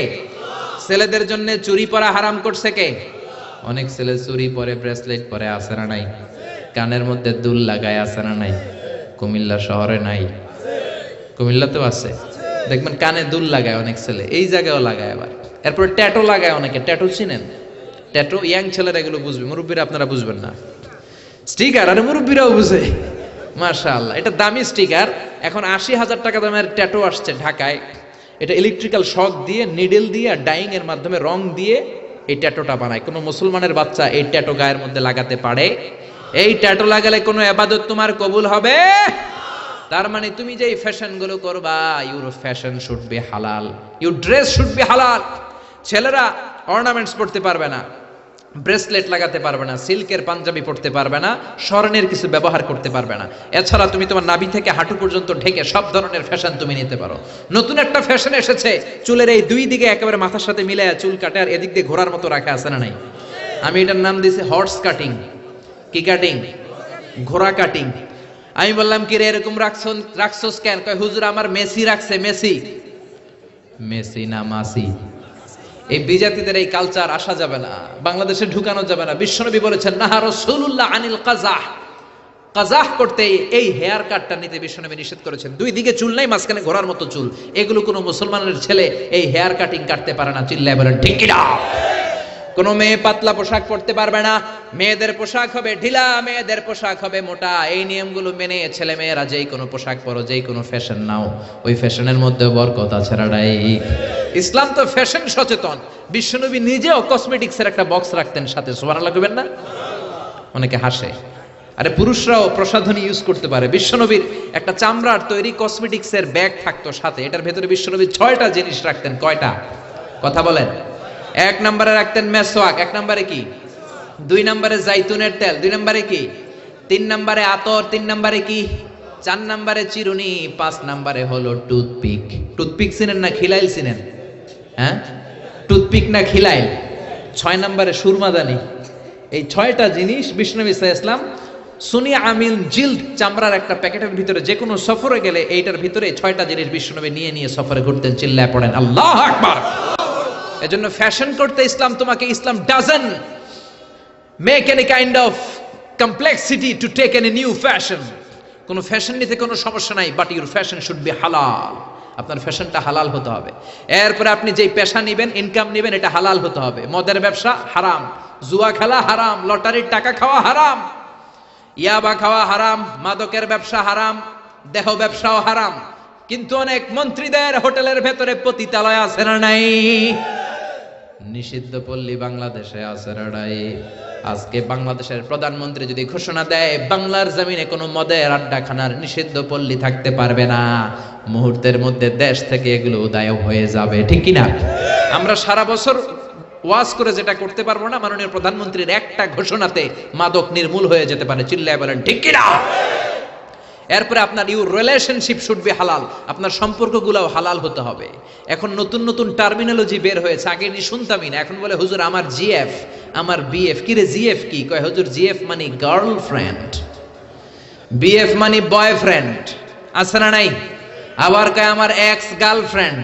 হুজুর আমার ব্রেকআপ হয়েছে। আবার কয় হুজুর ক্রাশ খাইছে, ক্রাশ, আছে না নাই? ওই যে পোলাপান হাসে, মুরব্বীরা বুঝে নাই। আহা, এগুলো করা যাবে?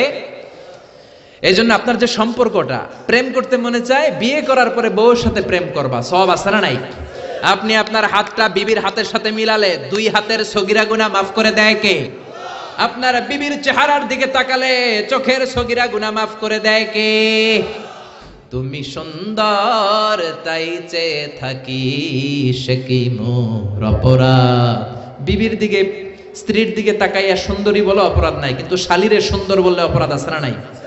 ভাবিরে সুন্দর বললে অপরাধ আছে না নাই? চাচাতো বোন, কাজিনদের দিকে তাকাইয়া সুন্দর বললে অপরাধ আছে না নাই? এজন্য ইউর রিলেশনশিপ শুড বি হালাল। ছেলে মেয়েদেরকে আগে বিয়ে করায় দেন। মালয়েশিয়াতে আমরা একটা ক্যাম্পেইন করি, টাইমলি ম্যারেজ ক্যাম্পেইন। আমি দেখেছি অনেকে এটার সাথে জড়িত। এই টাইমলি ম্যারেজকে আমি সাপোর্ট করি। সময় মতো ছেলে মেয়েদেরকে বিয়ে করায় দিবেন। আপনি ছেলে মেয়েদেরকে সময় মতো বিয়ে না করানোর কারণে এই মেয়ের দ্বারা, ছেলের দ্বারা যত গুনাহ হবে তার পার্সেন্টেজ গুনাহ আপনার আমলনামাতে আছে না নাই? এজন্য ইসলাম বলে ইউর রিলেশনশিপ শুড বি হালাল। তোমার সম্পর্কটা হতে হবে হালাল সম্পর্ক। বিবাহ বহির্ভূত ইল্লিগাল ম্যারেজ সিস্টেমে কোনো সম্পর্ক ইসলামে জায়েজ নাই, হারাম। চিল্লা এখন ঠিক কিনা? এরপর ইসলাম বলে ইউর এন্টারটেইনমেন্ট শুড বি হালাল। আপনি যে বিনোদন নেবেন, ইসলাম বিনোদনেও বাধা দেয় না, তবে আপনার বিনোদনটা সুস্থ বিনোদন হতে হবে, আপনার বিনোদনটা হালাল বিনোদন হতে হবে। এখন টেলিভিশনের মধ্যে মেয়েদের রেসলিং খেলা আছে না নাই? কোন মুসলমান মেয়েদের রেসলিং খেলা দেখতে পারে নাকি? আবার ক্রিকেট খেলার মাঝখানে ছক্কা মারলে চিয়ার গার্লসরা দুম্মা চলে দুম বলে নাচানাচি শুরু করে, আছে না নাই? যেই খেলার মাঝখানে ছক্কা মারলে উলঙ্গ মেয়েরা নাচে, ওই খেলাও মুসলমানরা দেখতে পারে না। চিল্লা এখন ঠিক কিনা? এজন্য আমাদের কালচার হবে ইউনিক। হারাম কোন ধরনের বিনোদন মুসলমান গ্রহণ করতে পারে না।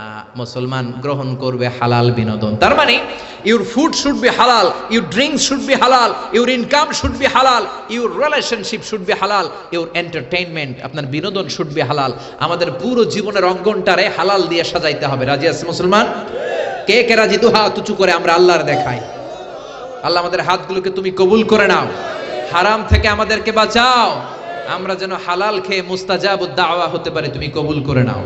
আল্লাহ আমাদের সবাইকে কথাগুলো বুঝার ও আমল করার তৌফিক দান করো।